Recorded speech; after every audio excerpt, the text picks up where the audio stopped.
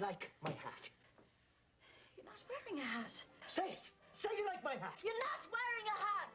Say it. The film is called Far and Away. It's a widescreen epic that captures late 19th century Ireland, Boston, and Oklahoma. These days in Hollywood, an expensive period film in which the actors speak with Irish accents would be considered risky, but no one seems too worried. It stars Tom Cruise. He was born in Syracuse, New York, but he moved often and could call half a dozen cities home. When Tom was 12, his parents divorced, and his mother, Mary Lee, raised him and his 3 sisters with little money and no outside help. He was first bitten by the acting bug at New Jersey's Glen Ridge High School. He had one of the leads in Guys and Dolls. Shortly after graduation, he got a break. An actor originally cast for a pivotal supporting role in the movie Taps was fired at the last moment. Tom, who already had a bit part in the film, took his place. It's beautiful, man. Beautiful. As a result, he caught the critics' attention and his career caught fire. Just 2 years later, he was offered the role of a lifetime. Just take those old records on the shelf. Everybody remembers the underwear dance in the smash film Risky Business. But the truth is that the movie worked because Tom displayed the sort of sensitivity rarely present in an actor of his few years. Women were taken with him instantly. And the men were soon to follow. By the time he made Top Gun in 1986, he could call his own shots, and there was a waiting line to work with him. No one picks movies better than Tom Cruise. He has held his own alongside greats like Paul Newman in The Color of Money or Dustin Hoffman in Rain Man, and he takes chances that pay off. You want to burn the flag? Huh, Tommy? What is it? Want to bring down this country? Love it or leave it, Tommy. You know, you could just love it or leave it. He was nominated for an Oscar for Born on the 4th of July, and he seems to enjoy moving from artistic ventures like that to more mainstream films like Days of Thunder. It was on this film that he met Australian-born Nicole Kidman. They seem to enjoy working together. Their relationship in that upcoming film, Far and Away, is thoroughly charming. Shannon Christie. You never gave up. You know what you wanted back in Ireland. And look at you. In one scene, Tom is called upon to express his admiration for her. It appears to be no act. You're a corker, Shannon. What a corker you are. Nicole and Tom were married on Christmas Eve in 1990. And so far, the relationship seems to be strong enough to weather the stormy public waters of 2 high-profile careers. Tom has been down this road before. His previous marriage to actress Mimi Rogers ended in divorce after 3 years. I love stories like that. This year, Tom Cruise turns 30. The man everyone describes as intense and driven seems more comfortable in his superstar skin these days. Nicole Kidman may have something to do with that. You work with your wife in this film, yes. Nicole Kidman. Yes. Now, tell me, does it make a love scene more exciting or less? I mean, you can do this at home at night. You don't have to do this on the... What, is the tension there? Well, with Nicole, it's always very exciting. Tell us about it. I mean, I don't know if it makes it, you know, I mean, it's my wife, so, and, but it's also, the interesting thing about Nicole is that she can surprise me.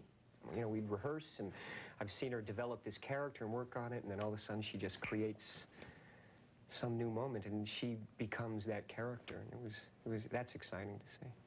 I think you're in love. Yeah, I am. We hear rumors that she's having a baby. Rumors? I know, rumors. No, she's not pregnant. And people come up to us and congratulate us, and unfortunately we have to say, look, you know, I'm sorry, you know, she's not pregnant. I get a little embarrassed. Would you like to have children? Yeah, I would like to have children. I mean, we're not really trying right now, but in the future I do see myself holding a little bambino. Little Kidman Cruise. Tell me about your childhood. Your mother sounds like a terrific... Yeah, she is. And you're crazy about your mother. Yeah, I love my mother. I love her. You could see my mother smile, and she just, you're the only person in the world, you know. Do you have your mother smile? It's a great smile. I think I do, yeah. I think hers is more beautiful. Now tell me about your father. When you were 12 years old and in a family of mostly sisters and close to your father, he and your mother got divorced. Yes. My father had not been working for a while. My mother was supporting the family, and I think, you know, between the two of them, it was, there were some, you know, there were conflicts on how we were to be raised. And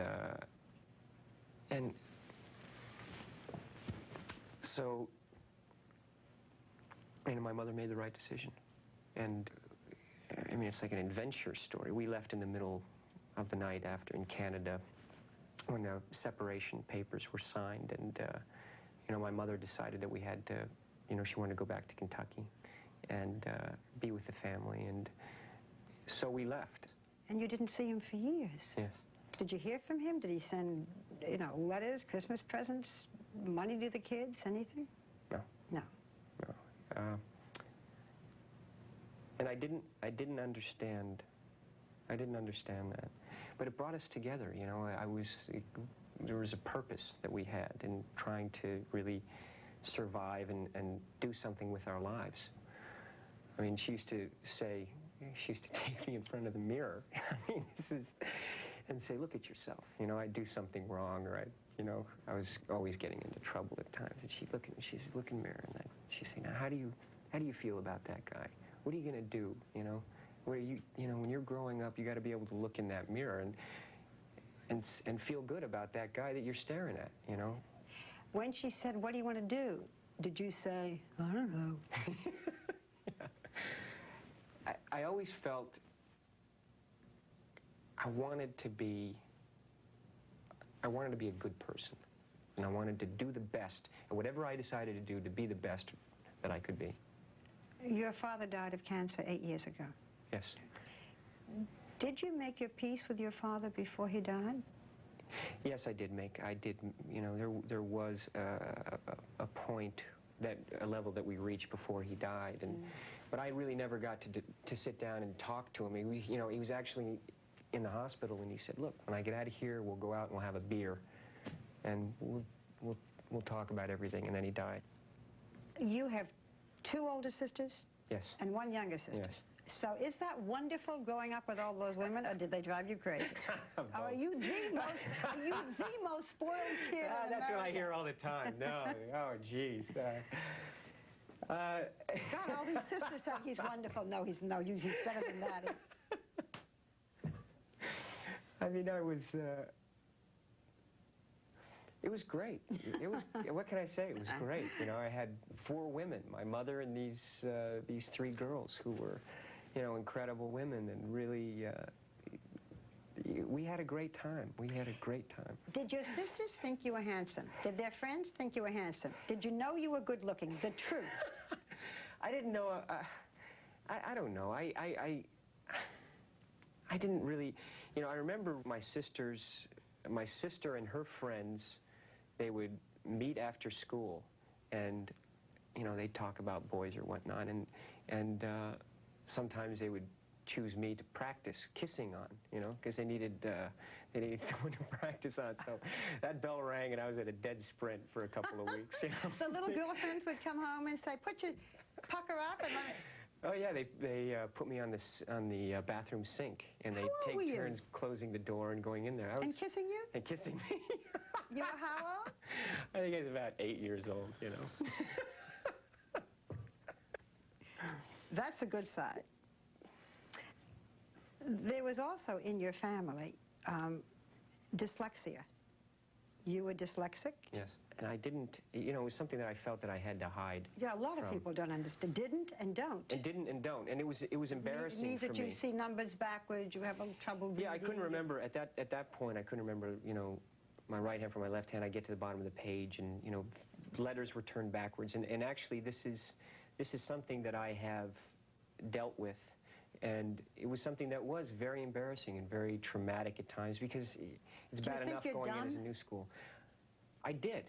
But there's actually, you know, there is something that is really, like, remedied that, which is when, I know you're going to ask me, I don't know if you are or not, but about Scientology, which is, Yes. L. Ron Hubbard has a technology. L. Ron Hubbard was the founder of the Church of Scientology. Church of You are a Scientology. member of the Church of Scientology. The thing is that he's got, there's a study technology that he developed that, and I took the course on it, and it really basically teaches someone how to study. And I took this course, and I apply that technology, you know, when I study and when I read and when I work on things, and is actually, I realize that I'm not dyslexic. And it was actually, you know, it actually has changed my life in that regard, because I am now able to study and learn at such a rapid, high rate, and my comprehension is absolutely incredible. Tom, let me try to understand. The Church of Scientology, is this something that feeds you spiritually, or is it a technique that just helps your mind? Is it a religion? Yeah, I mean, by definition, it is a religion. And is it for you? Does it help you in a spiritual way? Yeah, but the thing is that it's not a matter of being fed something. And it is not someone telling you how to live your life. It is not someone feeding you what is real for them. It is what is real for you. It is a self-exploration. Does it bother you that it is considered so controversial, that it is considered a cult, that it has been investigated? I'm not telling you anything you don't know. No, it doesn't. For me, I don't care. It doesn't affect me at all. It doesn't matter to me. Whatever anybody thinks or what they don't know, I know what I know. Things are so good now, but not too long ago, there is something that must have been very painful, and that is the divorce from Mimi Rogers. You married when you were 24. Was it just too young? I don't know. I hate to say that because there's a lot of young people that should be together, and I think anyone who's been through that, and you know, you marry, and then there's, you know, you realize you've got to confront, geez, maybe this isn't going to work, and that's always a very difficult thing for anyone to confront. I think anyone who's been through it on any level understands that, and so yeah, you know, but I really, you know, I wish her well. I wish her great success. Are you friends? And happiness.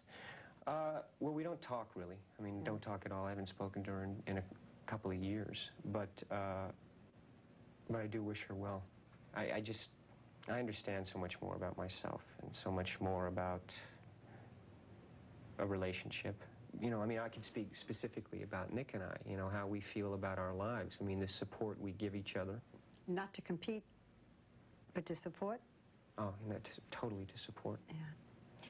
When you did The Color of Money with Paul Newman, he gave you some advice. Yeah, give me a lot What of did he say? advice. Kid, he said? Yeah, he used to call me, still does, hey kid, every time I talk to him. I said, I'm 29 years old, Paul, you know. He said, do your work. I mean, he gave me a lot of great advice. I mean, that man is, he's just, he said, really don't believe what they write about you, you know, and don't take note of that. Don't let it upset you. You do what you do, and you live your life, and enjoy yourself. I didn't realize that you could actually work all day and then go home and have a dinner with your friends. And, you know, I used to go over to Newman's and we'd have dinner. It was a ball. Man, I had a blast. And then, really, this past year, you know, year and a half, I started, you know, and it's not that I can do both, I realized. I can really work hard and still enjoy, you know, my friends. You talk about wanting to do the right thing, be a good person. Do you now? Are you now? A good person? Yeah. I feel I am. I feel I am. I feel happy with myself. I mean, when I look in the mirror, I feel good about myself, you know? Yeah, I can say I feel good about myself. I do. And I'd wish that on anyone.